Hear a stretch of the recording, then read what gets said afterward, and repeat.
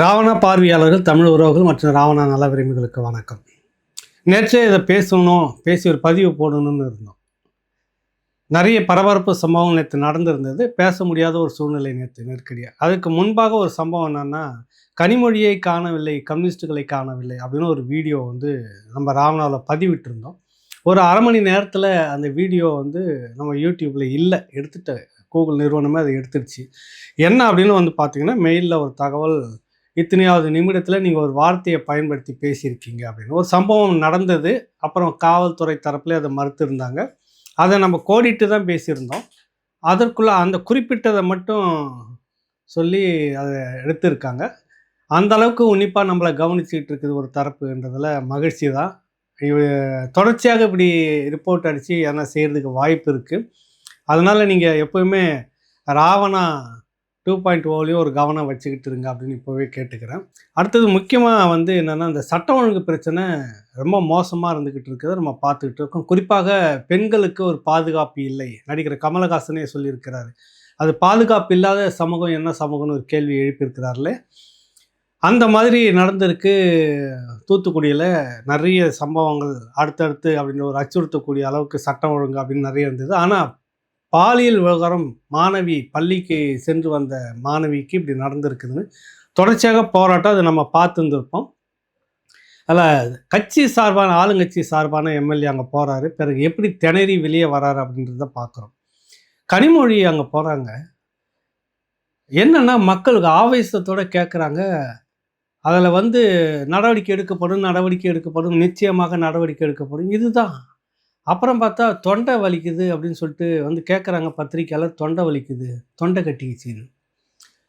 சட்டம் ஒழுங்கு பேசவும் முடியல. பேசுகிற அளவுக்கு நம்ம என்ன சொல்கிறதுன்னு தெரியல. காவல்துறை இங்கே என்ன அடகு வைக்கப்பட்டிருக்கிறதா அப்படின்னு நம்ம பேசியிருந்தோம். அதில் எனக்கு நிறைய முரண்பாடு இருக்குது. காவல்துறையை நீங்கள் பாதுகாப்பாக செயல்பட விட்டால் அது வேலையை அது பார்க்கும். இவ்வளோ பிரச்சனை இருக்காதுன்னு.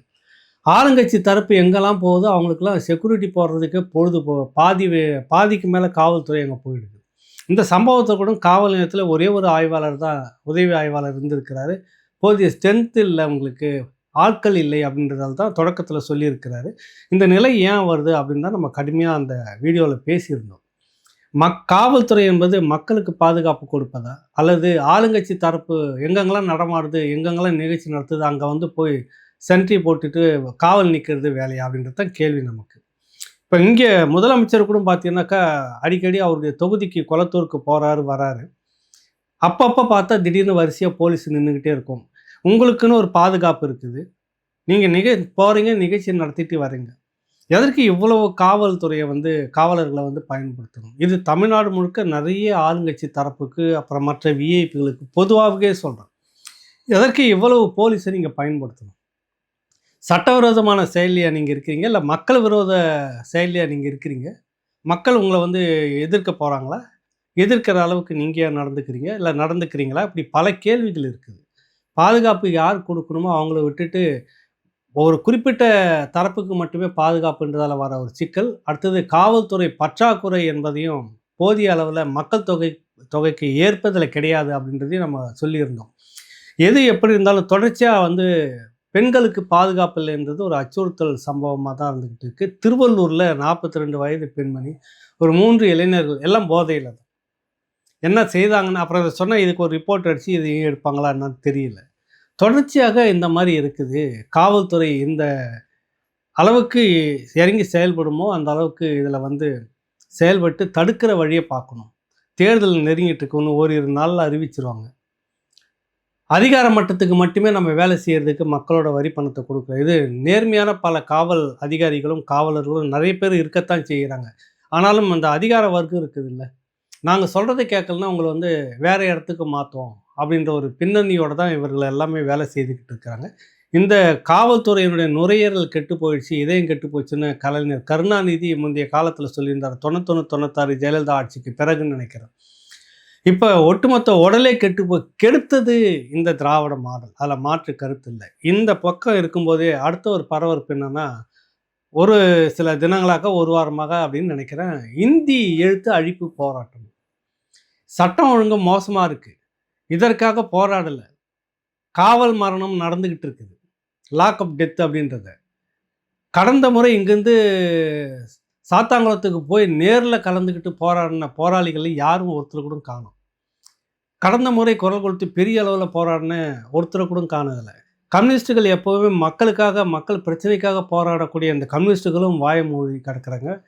மக்களுக்காக போராடுறத விட்டுட்டு அறிவாலயத்தில் சீட்டு பேரத்தில் தீவிரமாக இருக்கிறாங்க. இப்போ இந்த போராளிகள்லாம் எங்கே போனாங்கன்ற ஒரு கேள்வி இருக்குது. இதுக்கு போராடுறத விட்டுட்டு மிகப்பெரிய பிரச்சனை கடந்த முறை ஒரு சம்பவம் நடந்தது. அது வந்து கண்டிக்கக்கூடியது. உடனடியாக அரசு நடவடிக்கை எடுத்தது, விசாரணைக்கு உத்தரவிட்டது. ஆனாலும் பெரும் போராட்டத்தை நடத்தினாங்க ஒரு காவல் மரணத்துக்கு மட்டும். தொடர்ச்சியாக இங்கே 36 காவல் மரணங்கள் இந்த திராவிட மாடல் ஆட்சியில் நடந்திருக்குது. ஆனால் ஒரு போராட்டம் இல்லை. திடீர்னு பார்த்தா இந்தி எழுத்து ஏதோ நேற்றுக்கு முத நாள் தான் இந்தியாவுக்கு தமிழ்நாட்டுக்குள்ளார இந்தி நுழைஞ்ச மாதிரியும், ரயில் நிலையங்கள்லாம் தமிழில் இந்தியில் பேர் எழுதி வச்சிருக்கிற மாதிரியும், அதற்கு எதிராக போராடி இது மடைமாற்றுகிற ஒரு விஷயம். ஈவே ராமசாமி அவர்கள், ஐயா பெரியார் அவர்கள் அப்படின்னே நம்ம சொல்லுவோம். அவர் எல்லை மீட்பு போராட்டம்னு தமிழின தலைவர்கள்லாம் போராடிட்டு இருக்கிறாங்க. உயிரிழப்பு நடந்துக்கிட்டு இருக்குது. இவர் அந்த நேரத்தில் எல்லையாவது மண்ணாங்கட்டியாவதுன்னு சொல்லிட்டு பிள்ளையார் உடைப்பு போராட்டத்தை நடத்திக்கிட்டு இருக்கிறார். மடமாத்துக்கிற வேலையை அன்றைக்கே அவருடைய வழி வந்தவர்கள் தான் சட்டம் ஒழுங்கு இவ்வளோ மோசமாக இருக்குது, இதற்கு போராடுவதற்கு, இதற்கு குரல் கொடுப்பது, இதற்கு எதிராக பேசி அரசு கவனத்தை ஈர்ப்பது, சட்டம் ஒழுங்கை மிக சரியாக வைத்திருக்க உதவி செய்வது, இப்படி பல விஷயங்களுக்கு கோரிக்கை வச்சு போராடுறதை விட்டுட்டு, பெண்களுக்கு பாதுகாப்பு இல்லை அப்படின்றத போராடுறதை விட்டுட்டு இந்தி எழுத்து வந்துடுச்சா அதுக்கு எதிராக ஆக்ரோஷமாக இந்தி எதிர்ப்பு போராட்டத்திலேயே அதிகாரத்துக்கு வந்த திமுக என்ன வாய் மூடிக்கிட்டு இருக்குது? ஆளுங்கட்சியாக அவர்கள் இருக்கிறார்கள். அவர்கள் நினைச்சா எது வேணாலும் செய்ய முடியும். அவர்கள் கை கட்டிட்டு வேடிக்கை பார்த்துட்டு எல்லாத்தையும் அனுமதிச்சுட்டு இருப்பாங்க. அவங்களுக்கு பினாமியாக இருக்கக்கூடிய நிறுவனங்களில் தான் இந்தி இன்னைக்கு சொல்லித்தரப்படுது, கல்வி நிறுவனங்களில். அங்கெல்லாம் போய் போராடலாமே. இது மடைமாற்றுகிற ஒரு செயல். இது மக்களை எப்போவுமே வந்துட்டு எல்லாமே ஒரு இடத்துல இருக்காங்கன்னா, இவர்கள் மட்டும் திடீர்னு வந்து ஒரு போராட்டம். நல்ல வேலை எதிர்க்கருத்தாலும் சீமானு அப்படின்னு ஒரு ஐயா மீசியை முறுக்கிக்கிட்டுலாம் வருவாங்க. இப்போ என்னன்னு பார்த்தா இந்தி எதிர்ப்புக்கு போயிட்டாங்க. அதான் என்னடா இது புரியலையே அப்படின்னு பார்த்து மடைமாற்றுவது, இதெல்லாம் மடைமாற்றுகிற ஒரு செயல். இந்த பரபரப்பு சம்பவம்லாம் வந்து நடந்துக்கிட்டு இருக்கும்போது திடீர்னு பார்த்தா நேற்று காளியம்மாள், அதை முக்கியமாக பேசி ஆகணும், அதிமுகவில் இணைந்தது சரியா தவறா அது அப்பாற்பட்ட விஷயம். அது அவர்கள் ஒரு முடிவெடுத்திருக்கிறாங்க. ஒரு ஆண்டுகளுக்கு மேலே ஆயிடுச்சு அவங்க கட்சியை விட்டு, நாம் தமிழர் கட்சியை விட்டு விலகி. அதற்கு முன்னும் பின்னுமாக என்ன நடந்தது அப்படின்றத இப்போ நான் சிலது உங்கள்கிட்ட தெளிவாக பேசிடலான்னு இருக்கிறேன். ஏன்னா நிறைய விஷயங்கள் வந்து நம்ம தெரிஞ்சு வச்சுக்கிட்டு இருந்தோம் முன்னாடி இருந்து. அதுக்கிட்டே அந்த சகோதரிக்கிட்டே நம்ம பேசியிருந்தோம். தொடக்கத்தில் வந்து எடுத்த உடனே முதல்ல வந்து அதிமுக, அது பிறகு திமுக தரப்பில் பேசிக்கிட்டு இருந்தாங்க. விஜய் அவர்களை சந்தித்து பேச்சுவார்த்தை நடத்தியிருந்தாங்க. அப்புறம் பரபரப்பாக இங்கே போகிறாங்க அங்கே போகிறாங்கன்னு இருந்துக்கிட்டே இருந்தது. அப்படியே ஒரு மௌனம் இருந்துக்கிட்டே இருந்தது அவங்கக்கிட்ட. எப்போ எந்த கட்சியில் சேர போகிறாங்கன்னு தெரியல. திடீர்னு புறப்பட்டு வந்து விட்டார், திமுகவில் இணைய போகிறார் அப்படின்றப்ப பார்த்தா என்னம்மா ஏதுன்னு விசாரிச்சாக்கா அந்த தரப்பில் அப்படி எதுவும் இல்லை, அங்கே தான் இருக்கிறாங்க அப்படின்னு வரும். இப்போ நேற்று வந்து இணைஞ்சிட்டாங்க அதிமுகவில். அதற்கு முதல் நாள் காலையில் திடீர்னு இவர்கள்கிட்ட அதிமுக தரப்பு பேசிக்கிட்டு இருக்குது. அதிமுக தான் அப்படின்னு அவங்களும் கிட்டத்தட்ட நகர்ந்து ஒரு முடிவுக்கு எடுத்துகிட்டு இருக்கும்போது திமுக தரப்பு ஒரு நெருக்கடி. திடீர்னு வந்து உங்களுக்கு வேண்டப்பட்டதை செய்கிறார், அதனால் நீங்கள் உடனே திமுகவுக்கு வந்து இணைஞ்சிருங்கன்னு நேற்று இணைவதற்கு முந்தின நாள் மாலை வரைக்கும் ஒரு அழுத்தத்தை கொடுத்து இறுதி கட்ட பேச்சுவார்த்தை நடத்திக்கலாம் வாங்க அப்படின்னு பேச்சுவார்த்தை நடத்தி இருக்கிறார்கள். அது அந்த சகோதரியை வந்து சொல்லுவாங்களா இல்லையான்னு நமக்கு தெரியல. காளியம்மாள் திமுகவில் ஒரு வேளை அவங்க போயிருந்தாங்கனாக்கா கடுமையான விமர்சனத்தை வந்து சந்திச்சிருக்கணும். நான்லாம் கூட கடுமையாக விமர்சனம் செய்திருப்பேன். ஏன்னா அது வந்து ஒரு இனத்துரோகம் செய்த ஒரு கும்பல் இன்ன வரைக்கும் தொடர்ச்சியாக அது செய்துக்கிட்டு தான் இருக்குது. அரசியல் பேரம் ஒரு கொள்கை இல்லாத கும்பலாக இருக்கிற அதோட போய் இணையிறதுக்கு சரியான அதிமுகவில் இணைஞ்சது சரியா தவறான்ற விமர்சனம் நமக்கு இருக்குது. ஆனால் திமுகவில் போய் இணைவது எந்த விதத்தில் பொருத்தமானது? இவ்வளவு காலமும் நீங்கள் தமிழ் தேசிய தளத்தில் பேசியதற்கு நேரிதாக ஓரளவுக்கு இருக்கலாம். அவர் நேரிதராக போய் சேர்றதுல எந்த விதத்தில் நியாயமாக இருக்குது இன்னைக்கு அப்படின்றது ஒரு பெரும் ஒரு மன உளைச்சலாக நிறைய பேருக்கு இருந்தது. அதற்கேற்ப திமுக தரப்பில் நேற்றைக்கு முதல் நாள் மாலை வரைக்கும் காளியம்மாளுக்கு ஒரு அழுத்தம் கொடுத்து இறுதியாக பேசி முடிச்சுக்கலாம், நீங்கள் வாங்க உங்களுக்கு வேண்டப்பட்டதை செய்கிறோம். அவங்க சில கோரிக்கைகளை வைத்திருந்தாங்க. அதில் முதன்மையானது மீனவ மக்களுடைய பிரச்சனைகள், மற்ற பிரச்சனைகள்லாம் நம்ம அப்புறமா பேசிக்கலாம் அப்படின்னு இவங்க பேசியிருக்கிறாங்க. ஆனால் அவர்கள் சொல்லக்கூடிய பிரச்சனையை புரிந்து கொண்டதாக திமுக தரப்பில் ஒருத்தர் இல்லை. மீனவர்களுடைய பிரச்சனையை புரிந்து கொள்வதாக அப்புறம் அதிமுக மட்டும் இப்படி புரிஞ்சுக்குதான்னா, அது உள்வாங்கி கொண்ட அடுத்த நிமிடமே, நீங்க தொடர்ந்து நம்ம செய்றோம் அப்படின்னு உத்தரவாதத்த குடுத்தாங்க அவங்க. திமுக என்ன செய்திருக்குன்னா, அந்த மீனவர்களுடைய சிக்கல்கள்லாம் இருக்கிற அந்த பிரச்சனைய பத்தி பேசும்போது, "நீங்க வாங்க காளியம்மா திமுகவுக்கு வந்து இணைஞ்சிருங்க.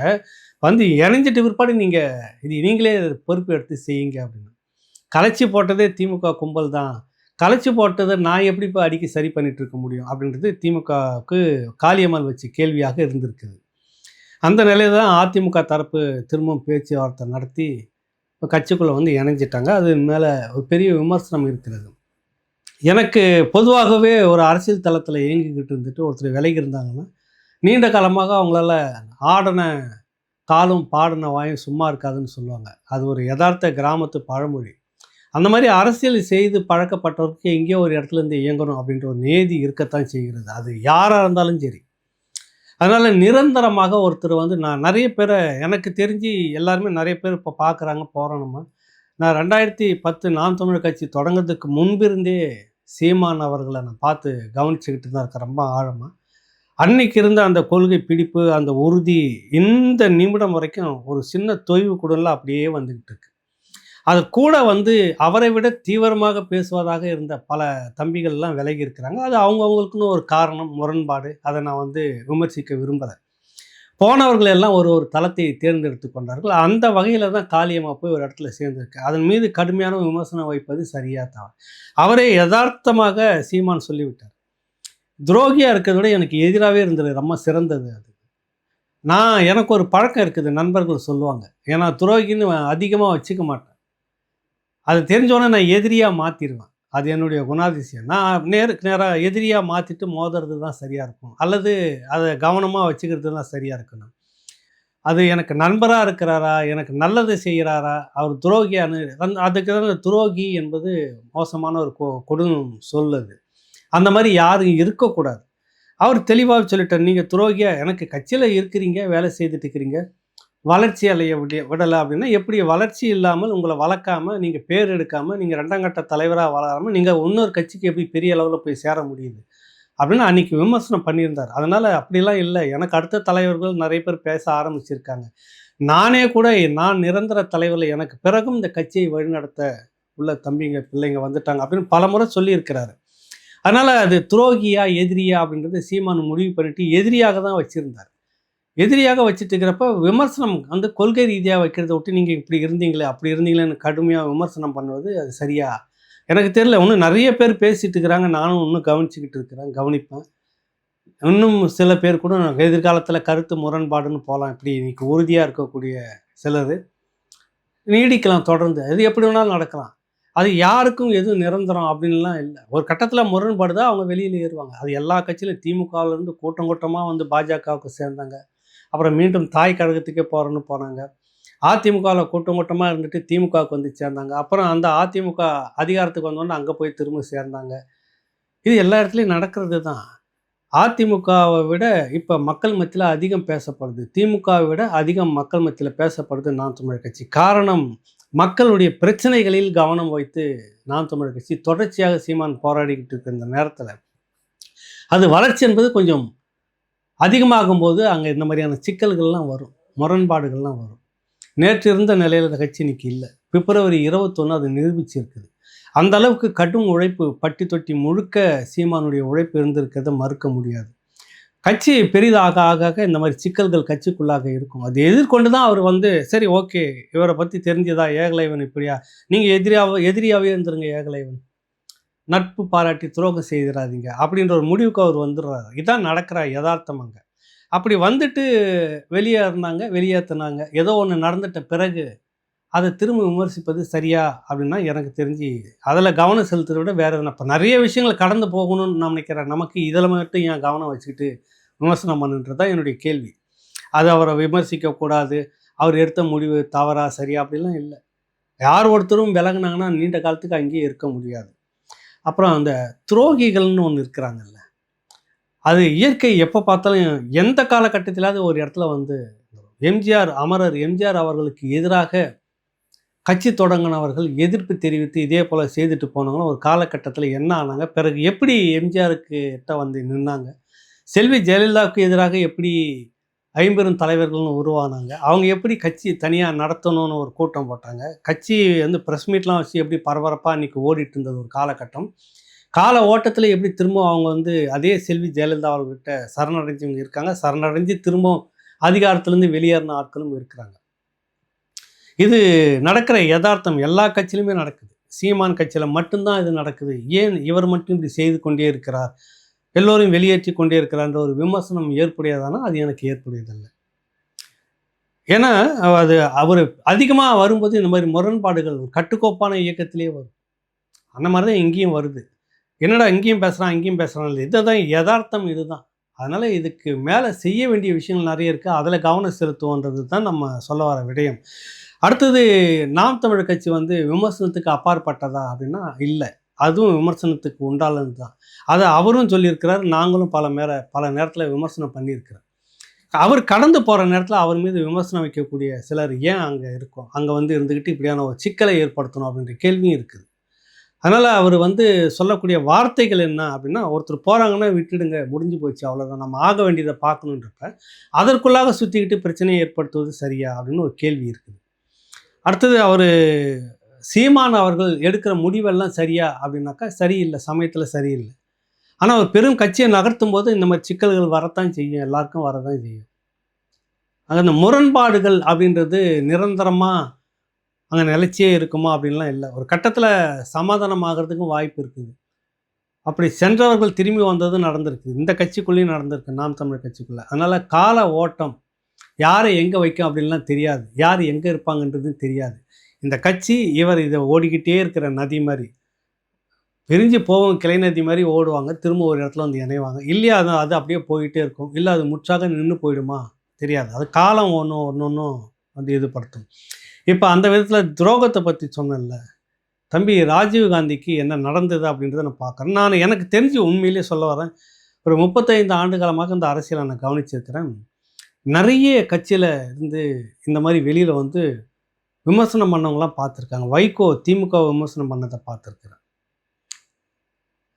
நாஞ்சில் சம்பத் வைகோ விமர்சனம் பண்ணதை பார்த்துருக்கேன். ஏன் அப்படி சொல்கிறேன்னா, நாஞ்சில் மதிமுகவில் ஒரு பெரும் தலையாக, 2வது ஒரு தலைவராக மதிக்கப்படக்கூடிய இடத்துல இருந்தவர் நாஞ்சில் சம்பத். அங்கேருந்து வெளியேறின பிறகு அது எங்கெங்கெல்லாம் என்னென்னலாம் பேசினார், பிறகு என்ன நடந்தது, பிறகு எங்கே போய் இணைஞ்சார், இன்னைக்கு எங்கே இருக்கிறாரு நம்ம பார்த்துட்ருக்குறோம். வைகோ ஒரு காலகட்டத்தில் இந்த திமுகவை வேரோடு வீழ்த்துவது தான் அப்படின்னு சபதம் எடுத்துக்கிட்டு கட்சியை நடத்தணும் அவர். இன்றைக்கி வந்து அந்த கட்சியில் போயிட்டு உதயசூரியன் சின்னத்திலேயே 3 தொகுதியில் ஒரே ஒரு தொகுதி கட்சியினுடைய மானத்தை காப்பாற்றுவதற்காக ஒரு தொகுதி மட்டும் அவங்களுடைய சொந்த கட்சி சின்னம் அப்படின்ற மாதிரி இன்றைக்கி நிலைமை மாறி இருக்குது. துரோகிகள் வந்து எந்த காலகட்டத்திலையும் அம்பலப்பட்டுக்கிட்டே இருப்பாங்க. அதுதான் சீமானும் அடிக்கடி சொல்லியிருக்கிறார், நீ எதிரியாக இருந்துரு, துரோகியாக இருக்காது, அது நல்லதில்லைன்னு. அது எல்லா கட்சியிலும் இருக்கிற துரோகிகளுக்கும் பொருந்தும். நான் அப்படி இருந்தேன்னா எனக்கும் அது பொருந்தும். அதுதான் இங்கே என்ன நடந்தது இப்போ அப்படின்னு. அவருக்கு வந்த ஒரு கிடுகிடுன்னு ஒரு செல்வாக்குன்னா ஒரு சீமானை பேசுகிறப்ப ஒரு வார்த்தை வருது, அதில் ஏதோ சமீபத்தில் பார்த்தேன், அவர் பேசுனதை எடுத்து போட்டிருந்தாங்க. ராஜீவ்காந்திக்கு முகவரி கொடுத்தது சீமான் அப்படின்னு கேள்வி வரும்போது, சீமானுக்கே முகவரி கொடுத்தது நான் தான். அவருக்கு கெசட்டில் வந்து பேரை மாற்றுறதுக்கு சைமன் இருந்த பேரை வந்து நான் சீமான்னு மாற்றினதுக்கு இந்த தம்பி ராஜீவ்காந்தி தான் முகவரி கொடுத்தாரு சீமானுக்கு அப்படின்னு. 2010 தான் அவர்களெல்லாம் பேசி கட்சியை தொடங்கினாங்க அப்படின்னு ராஜீவ்காந்தி சொல்லுவார் பல இடத்துல. உண்மையிலே 2009 அந்த இறுதி கட்டத்தில் இருந்து தமிழறிவு மணியன் அவர்கள்கிட்ட வந்து சந்தித்து நீங்கள் தலைவராகுங்க நிறைய பேர்ட்ட அந்த மாதிரி கேட்டிருக்கிறாரு. அப்போ நானும் இருந்திருக்கேன். ஒரு டைம் என்கிட்டையும் சொல்லியிருக்கிறாரு, இந்த மாதிரி மணியன் ஐயாவையும் நான் கூப்பிட்டுருக்கிறேன் தலைமை இருக்க சொல்லி, நம்மளாம் அவர் பின்னாடி இருந்து போராடலாம் அப்படின்னு சொல்லிட்டுங்க. அந்த 2008-09 அவர் இங்கே பேசி அரசியல் செய்துக்கிட்டு இருக்கும்போதே சீமான் தான் பேசிக்கிட்டு இருந்தார். 2010 தான் நீங்கள் இணையிறீங்க, அதுக்கு பிறகு தான் பேரை மாற்றுறீங்க அப்படின்றத நீங்கள் சொல்ல வரீங்க. எப்படி இருந்தாலும் 2010க்கு பிறகு தான் 2009 ராஜீவ்காந்தி கூட இருந்திருக்கலான்னு வச்சுக்கோங்களேன். ஆனால் அதுக்கு முந்தின காலகட்டத்திலே நான் 2007-08 அதுக்கு முன்னாடி திரைப்படங்களில் சீமான் தான் வந்திருக்கு பேர். அதுக்கு முந்தின காலகட்டம் அவர் திரைப்படத்தில் வந்துட்டு பல பேர் கூட உதவி இயக்குனராகவும் அசோசியேட் இயக்குனராகவும் முக்கிய பங்காற்றிட்டு இருக்கிற அந்த காலகட்டத்தில் சீமான் அப்படின்ற பேர் தான் எல்லாருமே பேசிக்கிட்டு இருந்தது. நாங்களும் 2007 இறுதி 2008 மத்திய பகுதி பிறகு 2009 வரைக்கும் பார்த்திங்கன்னா எடுக்கிற பேட்டியிலலாம் சீமான் தான் போட்டுக்கிட்டு இருந்தோம். அப்போ வந்து யார் மாற்றி கொடுத்தாங்கன்னு தெரியல. இது என்னன்னா ஒரு நிறைய பேரை பார்த்துருக்கேன். எல்லா கட்சியிலயும் இப்படியான ஆட்கள் இருக்கிறாங்க. அது வேற வழின்னு வச்சுக்கோங்க. ஆனா ஒரு உச்சக்கட்ட துரோக வார்த்தைகளை பயன்படுத்தின அந்த தம்பி, அந்த திமுகவுல அடுத்தடுத்து உதயநிதி கொண்டு வந்து வச்சிருந்தாரு. அங்க அவருக்கு சிக்கலை ஏற்படுத்தி ஆப்பு வச்சதே ராசா தான் அப்படின்ற மாரி தான் இருக்கு. விசாரணை ஏதோ நடந்திருக்கு. நம்ம அதுக்குள்ள போக வரல. அந்த மாரி விஷயத்த நான் ராவணாவுல பேச விரும்பல. அதை காரணம் சொல்லி அந்த தம்பிக்கு முக்கியமான மாணவர் அணி பொறுப்புல இருந்த தலைவர் பொறுப்புல இருந்தத நீக்கி இப்ப இணை செயலாளர், இது பிரச்சாரத்துக்கான கொள்கை பரப்பு இணை செயலாளர்ன்னு மட்டும் மாத்திருக்காங்க. காலம் வந்து எதுவுமே எங்கேயுமே நிரந்தரமா வைக்காது. அதனால வார்த்தைகள வந்து ஒருத்தர் மேல எந்த அளவுக்கு நம்ம வாரி இறைச்சிறக்கூடாதுன்றதுக்கு உதாரணமா நான் ராஜீவ்காந்திய சொல்ல வரேன். அதுதான் விஷயம். இப்படி நிறைய விஷயங்கள் அடுத்தடுத்து இருக்குது. இந்த ஒரு முக்கியமான விடயங்கள பேசுறதுக்கு தான் நம்ம இந்த பதிவ வைக்கிறோம். மீண்டும் அடுத்த நிகழ்ச்சியில நம்ம சந்திப்போம்.